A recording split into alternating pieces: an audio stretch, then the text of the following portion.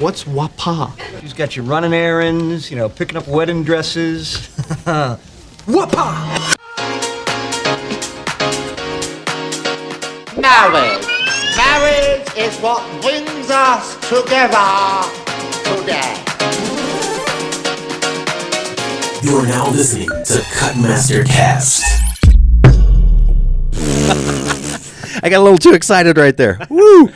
Welcome back to another round of the Cutmaster Cast, your weekly dose of wedding industry insights. My name is Chris Romero. And my name is Tony Pacheco. What's up, everybody? What's up, you guys? We are DJs with Cutmaster Music out of Albuquerque, New Mexico, and this is our first time we are actually streaming live right now. We've got some new software, and we're trying it out, and we are going to give this live shot a thing and see if it catches. I don't know. You guys tell us if you like it that are watching right now, but it's on YouTube, Facebook, and Instagram. I think it's on Instagram. I'm not seeing it on Instagram. All right. Maybe we're just on Facebook and YouTube. But anyways, we're getting there. We hope you guys enjoy the show today. This is season number 2 for us, episode number 51.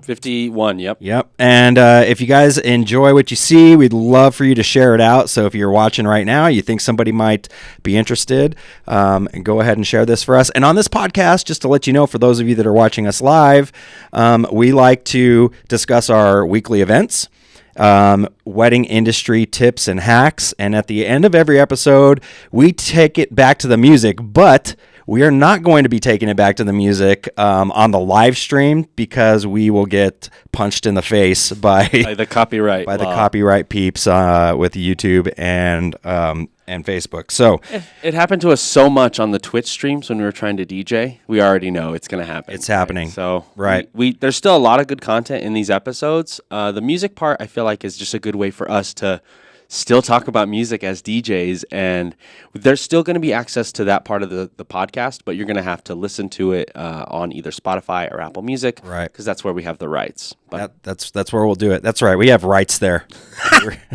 we're DJs have rights on streaming platforms. That's Just right. kidding. Cool. All right, so let's jump into it. I know you had an event. Yeah.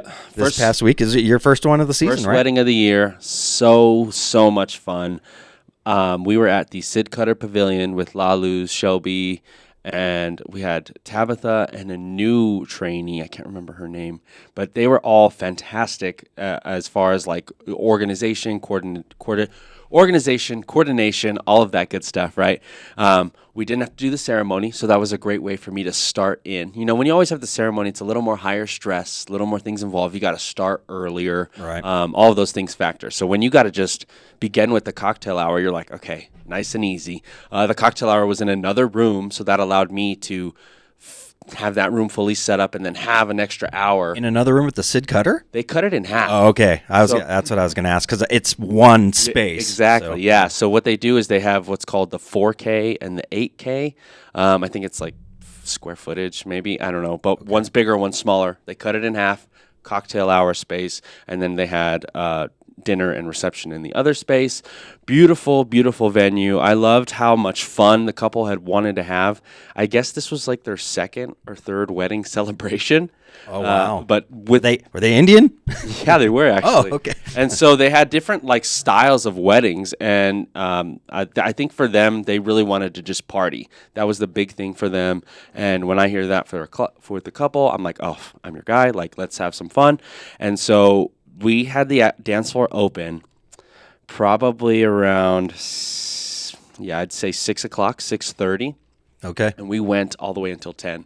Oh, wow. So 4 hours open dancing. Yeah, and it was funny. Always a challenge. It's always like, oh, we want to get to the dancing. And I'm like, it's okay if we run a little late, a little 30 minutes is no problem. But honestly, they were so much fun from the beginning to end. And what was interesting is I saw the music kind of evolve in different ways, but like nobody left the dance floor the whole time. And that's how I was trying to like teach. How many people? 150. Okay. Yeah, 180 maybe, but yeah, it was within that little range of people, and they were super fun. top 40 hits, mashups. They wanted the disco 70s hits, which is still hitting, like that's kind of being more brought into the new age nowadays. And then 90s hip hop, 2000s hip hop, Wannabe, Backstreet Boys. And then what was interesting was they had a hot air balloon at the end of the show, or like at the end, not towards the end. I guess it was probably around like 8:45, 9 o'clock. So we still had to go a little bit of time. But I said, all right, ladies and gentlemen, there's a hot air balloon on display right outside. If you want to go see it, please go check it. Mass exodus. Yeah, and I'm like, oh, Yeah. it's like like when you do a last call for alcohol. You know what I mean? You're still wanting to keep the party going, but everybody's flooding the other way. Yep. And so I used it as an opportunity to switch the gears completely and transition into Neon Moon, Brooks and Dunn, country music. Got grandma out there, got a gentleman who was in a cowboy hat. You can see people who go to weddings just for the country music. And we were able to still keep the dance floor with people. And then it was cold outside, so that worked out in my favor. I was like, okay, cool. It's cold. They have to come back in. And so they came back in. We were still with the country vibes, played like 2-3 of those, and it just turned into this really, really fun party throughout the whole night. Bride and groom were extremely happy, and it's just always so much fun when the couple comes up to you and says, "We didn't know what to expect, but man, it was amazing!" Right? Like, Yeah. they had a good idea on like what the DJ service was, but it's so interesting for them to come after and be like, "Dude, you said you were a good DJ, but my goodness," right? And I'm like, yes, that's what we want to do. We want to keep you guys on the dance floor, and that's always the whole goal. And so when I have couples who give me their song requests, and I'm like, oh, let's go. This is easy, Yeah. Not easy, because I was definitely challenging 3.5 hours, but it was easier than somebody who wanted, I don't know, rancheras and country music the whole time. Right. Or just says like one genre for 4 hours. Yeah, there you go. One genre for Country, 4 hours. 4 hours. I need nothing but rancheras for 4 hours. They were great. And you know what was cool too was they wanted to like incorporate La Marcha, but they didn't want to do it right away. So we actually opened the dance floor for about 30 minutes and then did La Marcha, which was something I haven't done yeah. pretty often. Use it But you're right. Like it's so long, you could really at that point. You could do it anytime, Yeah. but most of the time we use it to open up a dance floor, right? Yeah, it was interesting because we noticed the momentum of the night shifting, and then the leader came up to me and they were like, La Marcha, and I was like, oh, perfect timing, yes. This was going to get everybody right back, and so we used that, and it was just so much fun. Cool wedding, great way to start the season. Yeah, it's always fun to start it off with a good one. Like Yeah. same mine that I had a couple of weeks ago. My first one was it was a banger. So it was tons of fun. I was excited. Nice. So I didn't have anything last week. I actually spent my weekend in Vegas. Nice. So that was fun. yeah. Thank you for applauding my vacation. So Monica and I, we went out to Vegas for 311 Day, and I want to talk about it a little bit just because I don't know. It's really fun. A lot of takeaways, even just for a business aspect. Yeah. But more so, 311 is my band. For those of you that have been following the podcast, you already know this, so I won't go too deep into that. And my love and affinity for this band. But really, I've kind of figured it out. I don't even know if it's necessarily about just the music anymore. Yeah. So of course I love all their music, and they're still making new music. They debuted a new track The catalog on an album that they have coming out this year. Yeah. Which was awesome. It was so good. But what I think really has me is the community around it. The people are so cool. Like they do like a swap meet, like a lot of people will make things like wristbands. We got guitar picks, tote bags, like all kinds of stuff. So people make stuff, and then they have like this huge just swap meet of people just just swapping items and stuff. And so we didn't do any of that, but Monica and I were sitting having dinner one night, and some randoms just come up and throw some guitar picks at us, and they're like, "Hey, 311, 311 crew, threw some guitar picks and some wristbands and stuff at us." Brought it home. That's like they know, like you're wearing the shirt, and they just know you're part of the community. Right? It's at the Park MGM, and basically 311 crowd takes over. I mean, and it fills up that whole arena. It's, I don't know, like what, 5, 6, 7,000 people in there. It's 2 days. 2 days, so it was 2 nights, and it's 3-hour shows. They're marathons. It starts at 8:30, goes to midnight. Damn. And not one repeat track. So we heard 50 songs over the course of 2 nights, Wow. 50 plus. Yeah. But it's really just around the community.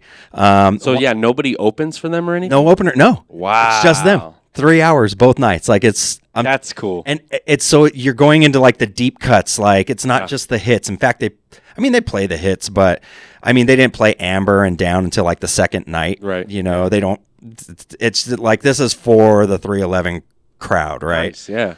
So what was cool though is we had seats. This is how you know you're getting old, because we had seats. Every 311 day I've been to, this is my 4th one. Nice. I've always been on the floor, but we got seats because we're old now. And but I purposely got seats right next to the soundboard. And so I was watching the lighting guy, and it was really cool because on night 2, his board, he's using, I think it's a Moth 3. And I mean, it's a gigantic lighting console, 3 screens. I mean, this guy's a maestro. I don't know who it was. I need to find out who this guy was, the tech, because he was so good. Like, not even looking at the board, moving stuff, on the fly. And of course, everything is pre-programmed for the most part, but he's doing like a lot of manual busking on it as well. Yeah. And on night 2, middle of a song, his board just takes a crap on him. Like you can see the screen just goes out, and he didn't even he wasn't in panic mode, but he's moving pretty quickly. Yeah. Because they had a backup board, of course, like right behind him. Sure. So he takes off his earphones. Yeah. He gets back on the backup board. He's kind of leading some other guys. He's telling them to like reboot it, and it just shifted over like. It's seamless. Nobody besides probably us, like me, sitting there watching him, like, Geeking oh my god, out oh my over it. god, Yeah. I'm totally geeking out. I'm like, oh my god, his board's out, like, what's it gonna do? To see him recover, though, that's impressive. And it was just really cool, like how obviously those boards. I mean, that's probably like a $40,000-$50,000 lighting console, and even those can have problems. It's technology, Yeah. And so it seamlessly shifted over, and then when that thing rebooted and powered back up, he just went right back to it, and nobody even knew anything different. It was like, but it was just kind of, as and being in the industry, when the stuff hits the fan, what are you going to do, right? And we've talked about that on the show, like having backups in place. What are you going to do if somebody spills and this is like my biggest fear, like somebody dropping a drink on your laptop, right? This is where everything runs for us for the night. Yep. What are you going to do? So you better have a backup. It's good to have a backup, right? Yeah. I have a backup laptop, and I have a backup option to the laptop, right? Like if all else fails, you can DJ from a phone. Right. You never want to be in that position, but you also don't want to be in a position where you can't play anything. Right. Because then that's horrible. At least you can play some tunes and keep the vibe. The show must go on. Yeah, right? the show must go on, and it's always important to just have backups in place, and you can see people as high as the level as they are having backups and being prepared, because even though you might have the highest level of equipment, technology is made to fail. That's the truth. So yeah, I mean, but I had a good time. It was a good refresher. Marathons. Monica didn't even make it fully through the first night. She went home early. No. So we were staying at the hotel, which was nice. So you can just go up to your room. But she I think it was right at the Encore. She told me, she's like, I need to go use the restroom. I'll be back, right? And I knew she was already feeling it and getting tired. Yeah. Then I get the text, I'm just heading up to the room. I can't do it. She did make it all the way through night 2. Nice. But yeah. I mean, that's like what, 5.5 hours of solid concert time. Oh man, that's a long time. It's crazy. So it was super fun. But I got an event coming up this week on Saturday. Nice. Doing the Einstein Gala, which is a big gala for the nuclear museum, National Atomic Museum. Yeah. And so I did that one last year. It's pretty fun. And really, I'm more just background music for that one, but they have an on-stage DJ presence with it. We'll bring a photo booth out there, so that should be pretty cool. Yeah. See, even like events like that need an elevated DJ sound, because what the DJ does to a space immediately elevates the space. Right. Like you can have tunes going on and people enjoying themselves, but if you have a guy live mixing, you're like, oh, That's kind of what it is. You know, when they come into the room, they see this DJ like Just feels raised. elevated. Right. So, and it's always nice. Like, we did it for the first time for them last year. So, you know, when you get invited back, like, it's always a good feeling. It's like, yes. You know, you did something You right. know, like, I did something right. Oh, yeah. All right. So, anyways, all right. So that's going to cover it for the events, and we are going to get into the next segment, which we're going to get tipsy with you all. And normally I'd play the tipsy music, but I'm a little scared. We don't want to get wiped, guys. A little scared. We don't want to get this. We're just testing the waters, and we're making sure that we can keep this stream strong and not get wiped by something silly. You know what? Song, I just figured out. I know what we need to do. What? We're gonna have to beatbox it. Yeah. You got to sing it. Everybody in the club get tips. Here comes the 1 to the 3 to the 4. Everybody drunk out on the dance floor. That's all I know. Yeah. Okay. So But yeah, we'll have it better next time. we're gonna have to find a copyright free. What is it called? Like a Non-copyrighted song with a backbeat on it or something. exactly. Just so we can, and then we'll sing the song over it and see if you can guess actually what the song is. You know. That's not a bad idea. Oh my God. Okay, so we're going to do some timeline tips for you all today. And so this is, I think, geared more toward the wedding couple. All right. And this could actually be helpful, I think, for some vendors if you're looking for some, ways of creating a timeline. But I think this is more geared towards couples out there. So the first one that I've got 10 tips here for us to go through. And I think this would actually be cool. Like during the live stream, if we have some viewers out there right now, you can comment. So comment on the stream on Facebook, on Instagram and YouTube. I can see your comments here, and if you have some comments or you have some questions or some things you want to add to it, like we can make this like kind of like a live interactive deal with us. So feel free to put your comments in, and I'll try to keep an eye on that and answer any questions, or if you've got some tips too on the timeline, throw them in there. So the first one that I want to start off with is, I think when you're creating your timeline, this probably is the obvious, but you should probably start with the big moments. All right. So these are going to anchor your day. So your ceremony, cocktail hour, and reception.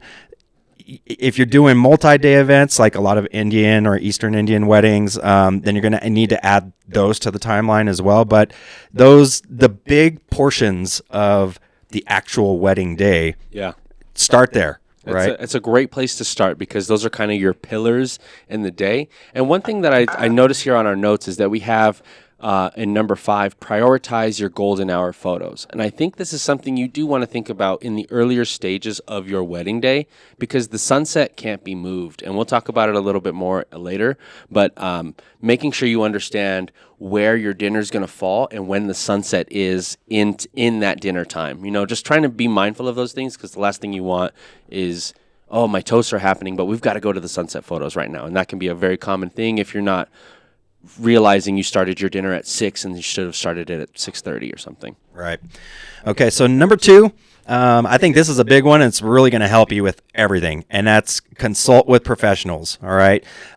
Your vendors, especially your photographer, DJ, wedding planner, if you have one, they can offer just their experience, invaluable advice with timing, and just like you were talking about with the lighting, meal service, keeping the party going, those things. Your DJ, for example, is going to be able. We give a lot of insight into the timeline when different ways of the formalities happening throughout an evening, and we get that question a lot. Like, should I do this at this time, or when should I do this, or when should we do that? And here's my thing: most of the time, there really is no wrong answer. And we'll get into that too, and personalizing this, but we can offer some little tidbits and tips. So for example, like if you're going to do both a dollar dance and La Marcha, I would suggest that you probably do your dollar dance first, right before La Marcha, and then it depends on what you're trying to accomplish. Most people want to get to the dancing and have a packed dance floor. So if that's what you're trying to accomplish, you don't do that by having your dollar dance and then going into open dancing, because the dollar dance does what?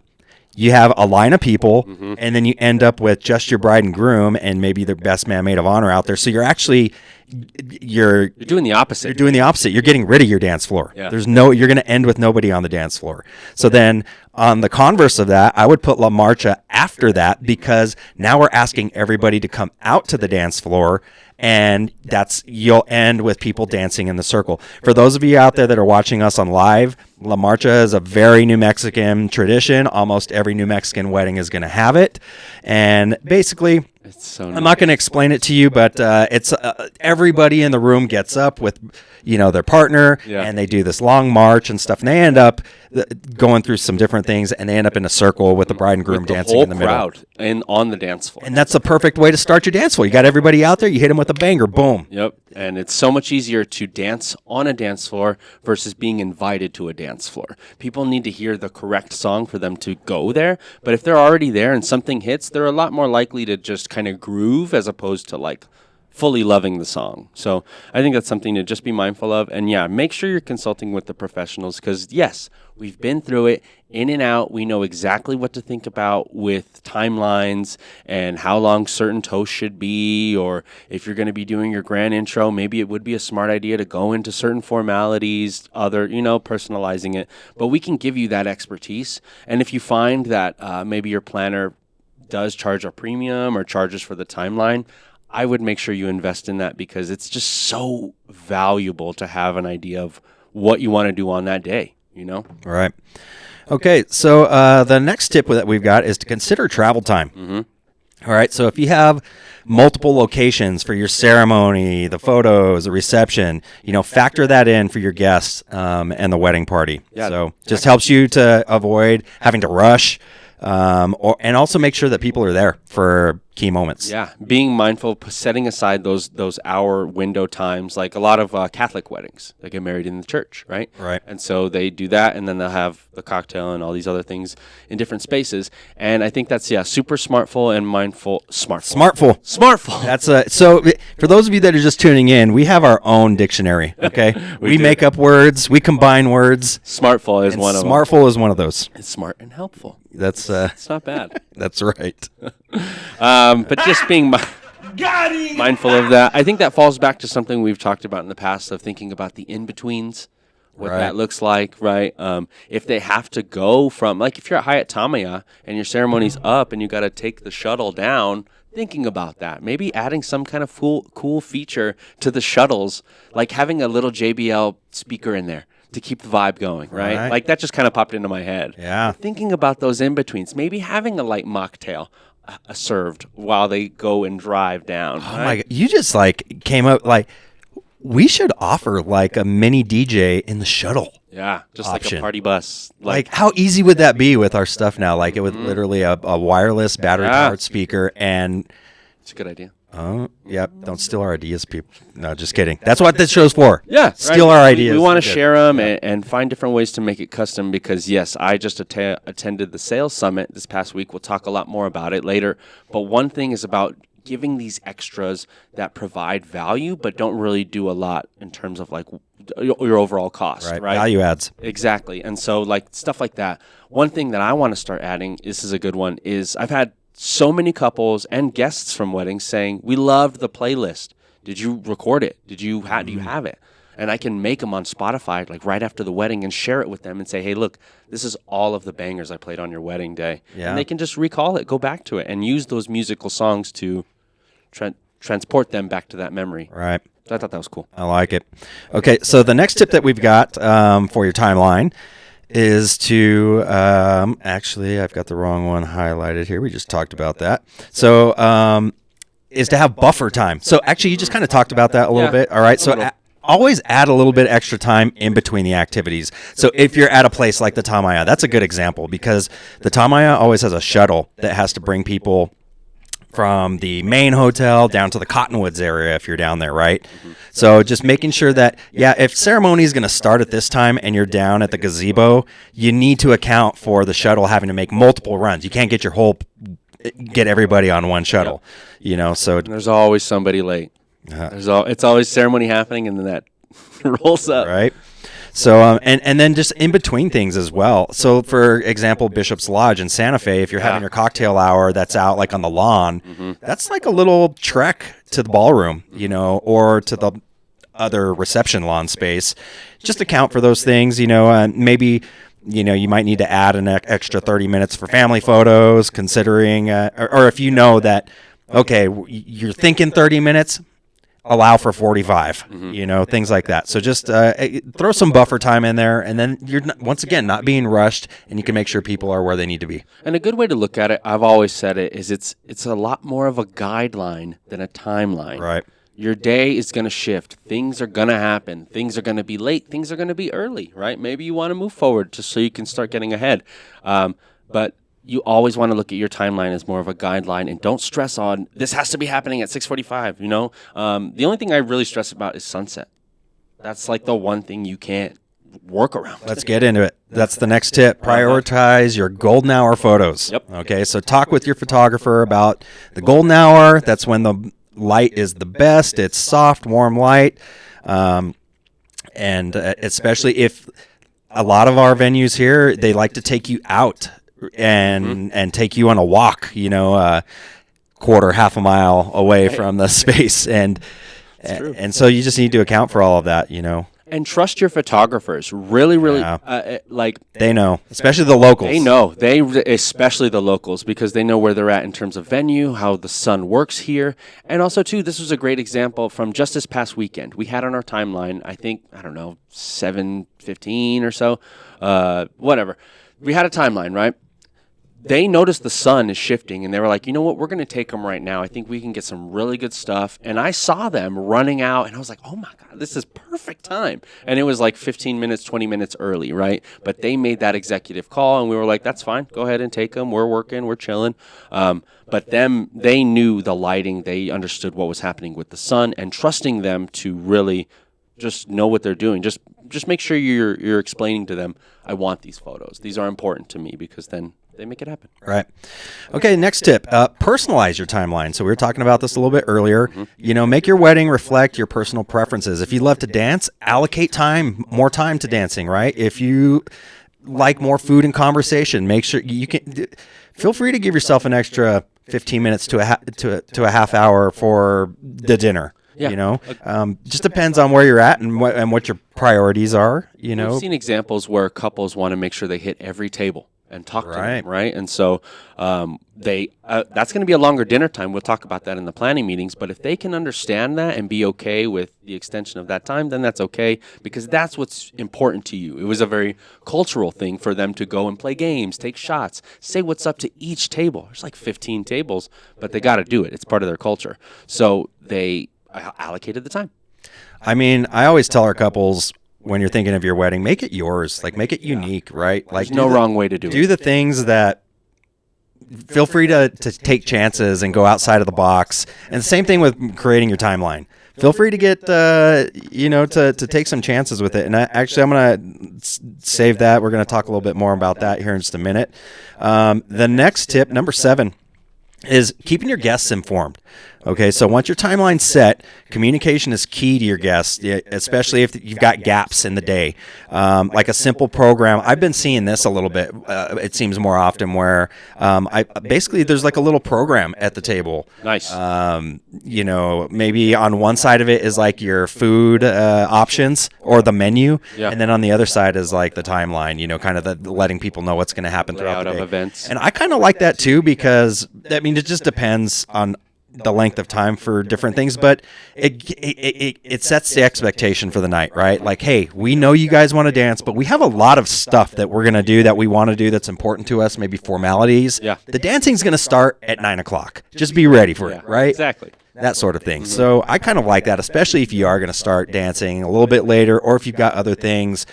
If you have, honestly, like a traditional New Mexican wedding, the formalities can take a long time. They can. First dance, mother-son, father-daughter, La Marcha, dollar dance. Like all of those things add up. Anniversary dance, gonna play the shoe game, whatever. Hour later, but people do want to do all those things. So if you let people know that, okay, we're going to do all these things, but we will be dancing by 8:30. then they're less likely to leave. Right. You know, because then they know what's going to be happening. Another thing on the flip side of it is, I've seen this a lot, is couples will tell their guests their ceremony's starting 30 minutes earlier. So then when they're late, they're right on time. You know what I mean? So if you have your ceremony at 4 o'clock, tell your guests, our ceremony starts at 3:30. Naturally, people are going to be late, and then they all show up at 3:50. Boom, everybody's there. Right on You know what? I've got to say, so that's not bad. You know what I really like, though, is we talked about this on the pod a few pods back, is this trend of doing a cocktail. What is it? It's kind of like mixer. It's like a mixer cocktail hour before the ceremony. Mm-hmm. For Love that reason. Idea. Exactly. That's the perfect. So that's a new way to elevate it. Instead of just saying show up, have some cocktails, have some experience so they can actually enjoy themselves beforehand, and then go to the ceremony. And you make sure all your peeps are there. Yeah, exactly. That's, I think, a big thing that you're talking about there. Okay, number 8, plan for meals and breaks. All right, so ensure that your timeline includes, meals for your wedding party and any vendors that are going to be with you. And I want to talk a little bit about that, because the vendor meals and eating as vendors is super controversial, especially in the DJ world. All right, so in New Mexico, I would bet that 9 times out of 10 they are feeding their vendors, and it's more of a I think a cultural thing where you're inviting everybody that's there to be a part of these two families coming together. There's like a lot of unity involved and community, and you're bringing two families together, and it's kind of like, I'm inviting you into my house, you need to eat, right? Yeah. And it's almost sometimes seen as like offensive if you don't. Okay, Well, they paid a bunch of money for those plates. Right. So here's my thing. I don't know how we make a movement for this, but I truly believe that if you are feeding your vendors, the ones that are there at the reception need to eat early. I'm not saying they need to eat first, okay? Bride and groom, wedding party, go ahead. But you know what? In the first wave of people, feed your vendors. And this is why. It's not because we're hungry and we need to be fed and it's been a long day. It has nothing to do with that. For us, it's about us honestly being ready and prepared to do the next things that we need to do We're for working. you. We're not there to just enjoy a meal. We're actually being there. So if that's what our meal time is, we want to be as efficient as we can so that when the next event comes, we're ready for it. We're not, I'm trying to finish my meal, right? It's so much easier. And that's really what happens here. So if you don't feed your vendors right away and you wait, and a lot of times this isn't even like the planner or the couple's no one's fault. But what venues, at least out here, tend to do is they default to vendors need to eat last. Yeah. And literally it's at the very end. And then what happens every single time? Just what you said. They feed us at the very end and everybody's eaten, especially the bride and groom. They ate already an hour ago and now they're ready. It's time for toast. And now you're pouring champagne and it's time for toast, and you just gave your vendors the meal. And it's like, yeah, here we are. We're trying to get whatever we can. We can't even enjoy it. Yeah. It's probably not hot, and honestly, I don't even care. I'm just trying to get a little bit of food. And food for all your vendors, especially the DJs. Yeah. It makes for good mojo on your dance floor. You don't want hangry DJs. No, you DJing don't. your party, right? You definitely don't. Now, that's not on you, but I'm just saying, if you are feeding your vendors and that's the expectation going into it, that we're being fed, You should probably feed them early. do it early. Yeah. And I think if anybody needs to be fed early, it's the photographer. Like, if you need to prioritize anybody, it's them, because they've been with you pretty much all day. The DJ's been there as long as well, but I think that because they need to get back to it. They need to get back to shooting, and of course they need a break, but All of us just want to be ready to do the next thing. That's exactly it. So, in all honesty, I want to DJ during dinner. And so I know we're going to get flack from DJs out there. They're like, you shouldn't be eating. You should be DJing during dinner. The thing is if we are able to eat, I don't take a lot of time. Like, honestly, I'm not sitting there chumming it up with everybody. Yeah. I'm just grabbing a quick, I can eat without breathing, okay? Yeah. I can inhale food. Literally, I can be done with my plate and everything, a full plate, in 5 minutes. That's good. One song. Yeah. One song tops, and I want to get back to behind the deck so I can actually DJ during dinner, because I get a lot of information during DJing during dinner, Totally. for the rest of the night. So I want to get back to work. Yeah, I feel you. I mean, I've always been an advocate for that. I feel like I'm on that other end. We've always understood that we agree to disagree at this point. But that's just how it is. And each DJ is different. And like for me, I just think go ahead and have some food. If they want to feed you, have the food right there and eat while you can. I've learned to bring a piece of Tupperware. I'll take a few bites because of who I am. I'm not saying everybody needs to do this. I'm a weirdo when it comes to eating. I take a couple bites. I'm good because my brain is in the momentum of the day. And then at the end of the night, I'm starving. I'm dying. I need something. And so I've learned, take a piece of Tupperware, take the bites that you need, put it in your Tupperware, and then sometimes I'll eat it cold if I'm absolutely dying. If I'm cruising from La Fonda back Eating home. cold salmon. All sad, just cruising home. But I'm hungry. Or you just take it home and warm it up. But this is, again, you agree to disagree. It doesn't really matter. As long as you're there delivering for your couples, make sure you're on point, right? I bring granola bars, all that different things. But if you are feeding your vendors, make sure you're feeding them accordingly. Right. Okay, I've got one more tip. This last one. When it comes to your timeline, have fun with it. Yeah. We said this a little bit earlier, wanted to dive a little bit deeper into it now. Try to find ways to create the wow moments, right? Don't be afraid to take some chances, do things that are not traditional, which I think a lot of our couples now, at least that we're seeing, they want to get away from the traditional formalities and things like that. So I'm all about it. I'm all for it. I love it. Also, when the unexpected happens, roll with it. Okay, so I was listening to a podcast from earlier this week. I think it was Spinelli, and he was talking with DJ Demand, and or it may have been on the Drew and Fuse show actually, and they were talking with DJ Demand, and Demand went out and did Fuse Mania's wedding in Florida. Okay, and the only place it rained on that day in the entire United States was in Key West, Florida. Wow. And it was only one day. Like, that was it. The whole other time that they were out there, it beautiful sunshine, right? And the reason they chose that destination is because it doesn't ever rain there. Yeah. And it rains on that one day, and it just came down pouring. And they just went with it.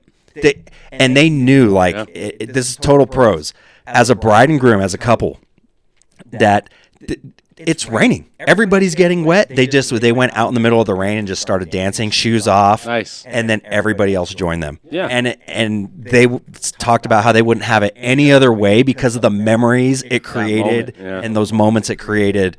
With the music playing, they were all covered with the music, kind of they showed some pictures. They had plastic bags and tarp all over Demand stuff, That's scary. But the couple, they just rolled with it, and it was just you got to embrace it. Things are going to happen. So I think you have to go into your wedding day knowing that some unexpected might occur. The timeline might not go exactly according to plan. You said it. Yep. Use it as a guideline. This is how we generally want things to go. But if you can have the attitude of being flexible, dealing with whatever comes your way, especially if you're dealing with weather in New Mexico, those of you that are getting married in the spring, during monsoon season, and you want to have outdoor weddings, be ready. Yep. And if you can just roll with the punches, oh my gosh, it makes the event so much easier. You can have a better attitude about it and just overall have a better day. And it just goes to show you that, see how they went outside and danced in the rain. You're a magnet on your wedding day. So whatever kind of energy you're bringing in, you're going to put out, and people are going to feel off that. So if you're sad, sulking, oh, woe is me, people are going to be like, oh, this is kind of a bummer. The bride's kind of sad, But if the brides and the groom are just dancing, having fun, not giving a rats, whatever, you know what I mean? That's where people are okay, and let's have some fun. Just in general, right? Even if it's music that, for whatever reason, if your DJ plays a song that you don't particularly care for, if you're able to just roll with it and have fun, everybody else can have fun. If he plays a song or she plays a song and it's a dud, right, and it's totally on your do not play. So okay, so let's think of it this way. Yeah, because if the vibes are right, do not play stuff, that's not a good thing. Yeah. But let's just say you pick a track that's really out there that you enjoy, but nobody else knows it, right? Yeah. Just some random.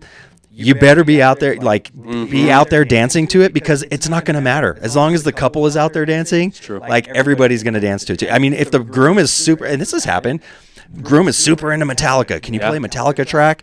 And as DJs, we might have Metallica dance edits, but I know if he's a true Metallica fan, he wants to hear, a legit Metallica Yeah. song. And as long as they're out there headbanging, dancing to it, everybody else is going to as well, right? True. Yeah, we did. I can't think of the artist, but Zombie. White Zombie. Oh, no, Cranberries? Cranberries, thank you. And I'm like, okay. But they were like, no, dude. This is the Bros song. We've been playing this song all week as groomsmen. This is our anthem right now. And I was like, I got you. And so I played it, and sure enough, the whole place erupted because this circle of 6 dudes were going crazy. Right. And so It's all anthemy. yeah, Zombie. for real. That's funny. All right, cool. Okay, so those are our tips, our timeline tips for this week. Pretty good. Time for the next segment. Oh yeah, You know it. you love it. We're live. Gonna do it. Don't know what we are doing. It's the grab bag. Yeah, hell yeah. It's good. For those of you that are watching us live, No copyright. probably why we have 0 viewers right now. Like We've these got idiots are singing. we've back got to back. there's these guys are stupid. No, this is a great test. I'm proud of us because this is looking solid, and that's all this really was. No promotion, right? Nobody knew. Nobody no. knows that this is happening. So That's right. That's where it's the middle of the day, but this is kind of the goal, right? If we can crank one of these out a week, during the week, live, it's really nice. Yeah, so hopefully we'll pick up some more live viewers along the way. We should probably start singing less, but we're not going to. All right, It's not gonna happen. it's not happening. Not at the Cutmaster cast. I know that. So you know how we roll. Okay, so we're gonna do the grab bag, and what the grab bag is we go to the internets. In this case, mostly the TikToks, and I've got a few of them here today that we're going to play. You won't be able to see this live, but you can hear it, and we're gonna discuss it. All right. So this first one is a bride talking about how she found her her vendors, and what the cost was. Okay. So this is an interesting one.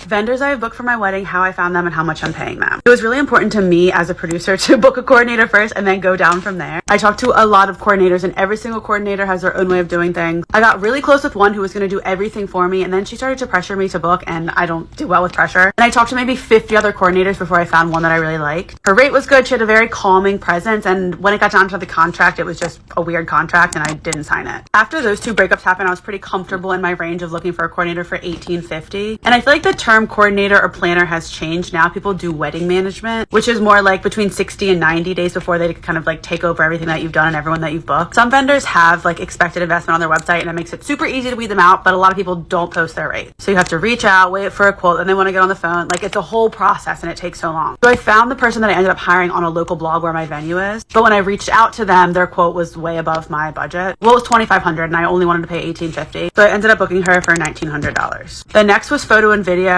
Hannah and Dylan are my inspo for like these colors. Like, look how pretty their photos are. I love them. So many photographers are either doing like dark and moody or light and airy, and I feel like this is like the perfect middle ground. I got crazy quotes. People pay $10,000 for a video, and the videos all suck. And photographers, whew, I got a quote for a $24,000 photographer, $7,000 photographer. They were all over the place. This took many weeks of research and just reaching out to as many people as possible until I found one that I liked that was in my budget. I ended up booking photo for $21.20 for 6 hours of photo, and for my videographer, she's going to be there for 6 hours, and she's going to hand me a hand drive. Hand me the hand drive. Why do I keep saying hand drive? She's going to hand me the hard drive at the end of the day and not do any editing. I found both my photographer and videographer on Instagram. My videographer had a viral video, and I reached out to her through that. And I found my photographer through an Instagram stories ad. Flowers are crazy. This is my inspo pic. If this is your wedding, I'm obsessed with you. And I just have refused to compromise on my vision. I resounded to doing them by myself at one point. Again, I was getting $20,000 quotes for the flowers that I wanted. I found someone on this app that would help me with what I wanted in my budget. And this is how much that I'm going to spend on flowers, which is still so much money for. So it was like $3,687 on flowers. So she spent $3,687 on flowers, $2,000 on photographer, $2,000 on video. So she's $7K in right now. $7K in, and she didn't even talk about like the entertainment. What about the planner? Did you say the planner? She did. It's like 19. Oh yeah, it was something like that, right? Like, because she went through a few different planners. Yeah. So this That was one- weird too. She was like, I love it connected. It was really interesting, right? Like Contract got her. this bride, like, yeah, like she'd be interesting to work with and deal with, right? Yeah. But see, it just goes to show you there's levels to these sales, right? You can have an amazing meeting, but if your contract isn't looking right, you lose the sale. Well, and so she's interesting. There's a lot of different things here going on, right? So there's like that. Right. There's the whole where she found them. So the one she ended up booking, she found on Instagram and was it TikTok? No, it was an Instagram ad on stories. So Interesting. That's where they're looking. They're looking where their eyes are. They're going to TikTok. They're going to Instagram. That's where she didn't even mention websites. No. Websites establish credibility. You need to have a website for sure, but they're not finding you that way. No. They're finding you naturally. People don't want to be sold. I'm noticing that, especially for Gen Z. They don't want to see an ad. We are so... She didn't want to talk to anybody. Yeah. Nobody would... Yeah. But it's just so... Everybody doesn't want to be sold. They just want the number, and they want to know if I can figure it out, right? And then they want to do the research on their own and see if they're credible. So it's just being able to provide that through your social channels, making sure you have all those different lanes. Right. Accounted for. Pretty interesting. All right. And she didn't talk about entertainment at all. Was that it? No, that was it. That was 2 minutes. That's how long that one was. But so, okay. So this next one, I think she might be a planner, is talking about head count for the venue and the importance of that. So this is a good one. I was shocked when I found out how many people didn't know this before planning their wedding. So brides, make sure you know this. My name is Courtney. I talk about all things weddings, from trends to tips to makeup and more. If that's interesting to you, definitely like this video and follow for more. Make sure either when you're going wedding venue shopping or when you're giving your venue your final head count, you include the number of vendors that you have. That means when you're giving your venue your final head count number, and let's say it's 200 people, those 200 people need to include your vendors such as your photographer, your videographer, your DJ, etc. Because you need to feed your vendors. Your vendors that will be at your wedding need to be fed. Therefore, they need to be included in the total head count. A big wedding planning tip that you should look out for when booking your wedding venue is seeing if they do discounts for vendors, because some venues will offer, let's say, 50% off discount to vendors. I know this might sound super beginner and super obvious to some people, but you'd be so surprised how many people don't know that they have to include their vendors in their overall guest count and feed them. Also, for whatever off chance you plan on not feeding your vendors, which in my opinion would be really bizarre, you should tell them so they don't starve. We ask. That's why we ask. Because we'll die. We'll die. No, definitely in every planning meeting we ask to make sure if we're being fed, cool. If not, then for me, like a good rule of thumb is if it's a buffet, it's probably fine because they're not being fed by plate. Right. But if it is plated, then I'll ask and then just make sure.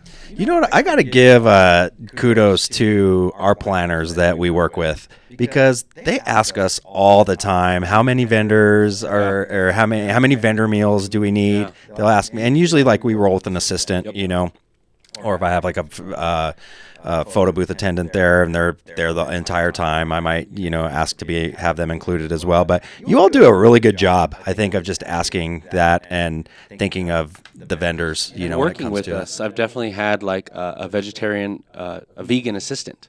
And they were like, "Oh, okay. Do you want to make sure that they get a vegan meal?" They always ask if there's any. It's like, okay, thank you. Yeah, appreciate it. And so, it's good looking out for us, making sure we get fed, and it's very much appreciated. Absolutely. Making sure you incorporate that head count. And yes, vendor meals. They probably will be just get a sandwich instead of a nice piece of steak, but it's definitely cheaper. And if you need to feed them and save some money, by all means. At least ask. I thought that was a good tip from that. For you couples out there. Do you guys have a discounted vendor meal or something like that? Because I wouldn't be surprised at how many do. I mean, I don't mind half-eaten sandwich and I'm very grateful. And a cookie. A bag of Lay's. I'm very grateful for anything, but I can understand. Yeah. Not picky. Yeah. Okay. Last one here from the grab bag, and this has to do with a 3 vendor rule. Ooh. I like it. Mm-hmm. Has anyone ever heard of the 3 vendor rule? I don't know if this is like actually a thing or something that I kind of just like made up and followed. But basically before booking any wedding vendor, I had to reach out to 3 and have like a serious inquiry with them. I feel like I was like RFPing them or something. But anyway, so for example, I didn't just book the first florist I talked to. I had like an actual conversation with at least 3 florists, got quotes and everything. You'll find that through this process, you may not click with all of the vendors, You know you're not going to work well together because your personalities clash, so that helped me eliminate it. Another way was pricing. Some were like all over the board with pricing. I don't want to get ripped off, so I need to have at least 3 quotes to be able to help make my decision. So I recommend trying this if you're looking into wedding vendors right now, and follow for more wedding tips. Yeah, so I thought that was really good. I like the 3 vendor rule. When people ask us, you know, and it usually ends up being, if we're not available, well, who do you recommend? I always tell them, look, if I were you, I would do a search and interview multiple DJs and see who you click with. I think you should do that for DJs. I think you should do that for photographers, videographers, anybody that you're depending on that is basically an artist, right? Because that's you're booking someone based on their style, their personality in our case, and this is why we charge what we charge as DJs, and I think a lot of photographers do this as well, because you are booking the person, right? Especially when it comes to the DJ. Yep. You're not just booking us because of our music library. You could go to Spotify and hook up an iPod. I'm dating myself. An iPad. Okay, but it's not going to do music in the world. Yeah, you can. Yeah, exactly. Literally, you can have. And what's funny is most people think that just because you're a DJ, you have all the music in the world. Right. Right. You have every song, don't you? Yeah, ever made to man. Spotify's made it easier. So. And you could, right? Yeah. But it's, why did they pay for you? Our expertise, our being able to understanding when certain songs should be played, keeping them on the dance floor, right? Taking a song out. There's a science to this, and we understand that science, and that's what you pay for, right? You pay for the style, you pay for the energy, you pay for that person that you click with. And so if you're asking for me to recommend somebody, well, I mean, there's definitely other DJs here, but I don't know if you're going to click with or connect with them like you had this connection here. So it's hard for us to recommend a service as opposed to like trying to think of something that's less stylized. I guess food, catering. I was going to say, I mean, it's easier when something's a commodity, right? Yeah. So when you're looking at a service, you're asking for a certain style, like a style of photographer, right? Like the previous one was saying, a lot of them are either light and bright or dark and moody, right? So you gotta interview. You have to know what you like. You have to interview people and try. And when you find somebody that you like, book them, because especially here in Albuquerque, there's not a lot of DJ companies. I think the photographers, it's getting a little bit more saturated. I feel definitely more than DJs. A lot more photographers. Not a lot of bands. No. You know, so if you find a great one, book them. Because it breaks my heart every time when I'm like, oh, I'm booked. And I tell them every time I hand a card out or talk to them, please, as soon as you know the date, let me know. Because then I can work with you. If you don't, and I've already booked it, you're SOL, you know, and so it's just, but yeah, 3 vendor rule, that's a really good takeaway. I thought that was good too. All right, so I think that is going to do it for the live portion of this show. We are actually going to continue on, but to hear the rest of it, you're going to have to listen to this on Spotify, because we are going to take it back to the music. Do you think we'll get...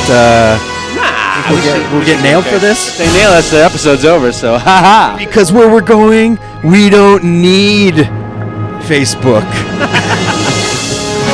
All right. We take it back to the music in these parts, and it's so fun because we just dissect songs. We do a bunch of different things. Today we're doing How Old Is It?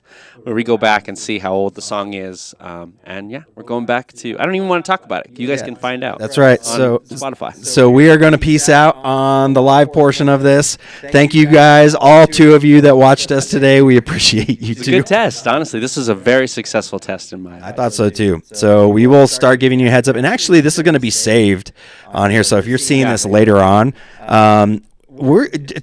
Tony and I we're gonna work on trying to get a set schedule if we can. I know this would probably work out better if it was live and weekly, right? And weekly at the same time. We just record it when we can, right? But I think we can do something, or even if we promote it a week in advance. This week it's here, right? It's there. We can figure. That's a good idea. Things I do. So thank you all for joining us. We're ending the broadcast now. Have a good week. We'll see you later.